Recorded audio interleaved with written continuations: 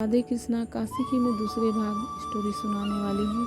काशी अपने माँ को बोलता है, माँ आप ना गाँव में काम कीजिए, आप बाहर मत जाइए काम करने, आप दूर काम करने जाते हो ना, वहाँ शाम हो जाता आने के लिए, शाम को मुझे बहुत डर लगता है।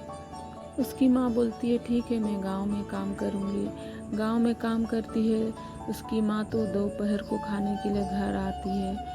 तो काशी भी स्कूल से उसी समय आता है। तो काशी की माँ काशी को बोलती है कि आप ना नहा के खाना खा लीजिएगा और ट्यूशन जाइएगा। काशी अपनी माँ को बोलता है, माँ मेरा ना तबीयत खराब है। तो उसकी माँ बोलती है तुम नहा के खाना खा लेना, तबीयत अपने आप ठीक हो जाएगा।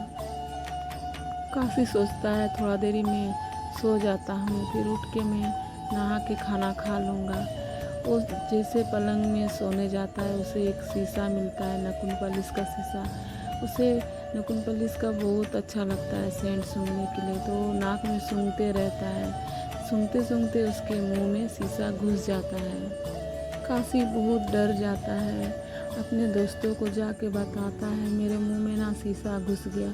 उसके दोस्त हंसने लगते हैं, बोलते हैं ये हो ही नहीं सकता कि शीशा तुम्हारे मुंह में घुसेगा, तुम क्या कर रहे थे जो तुम्हारे मुंह में शीशा घुस गया। वो बोलता है मैं ना सूंघ रहा था और अचानक मेरे मुंह में आया। मैं जैसे ही बैठने का कोशिश करता हूँ कि मेरे मुंह में घुस जाता है। काशी अपने दोस्तों को बोलता है मैं तो आज मर जाऊंगा क्योंकि शीशा मेरे मुंह में घुस गया, तो मैं तो आप जिंदा नहीं बचूंगा। काशी के दोस्त दौड़ते हुए जाते हैं, उसकी माँ को बताते हैं काशी के मुंह में ना शीशा घुस गया है। उसकी माँ हंसती है और बोलती है काशी झूठ बोल रहा है, वैसे भी उसका तबीयत ठीक नहीं है, इसलिए बहकी बातें कर रहा है। उसके दोस्त बोलते हैं नहीं, वो काशी बहुत ज़्यादा रो रहा है, आपको याद कर रहा है। काशी की माँ बोलती है मैं आधा काम करके कैसे काशी के पास जाऊंगी। फिर उसकी माँ काम करने लगती है, फिर मन मन में सोचती है कहीं पलंग के पास शीशा था, कहीं सच्चे का तो मुँह में नहीं घुस गया, कहीं काशी सच तो नहीं बोल रहा है।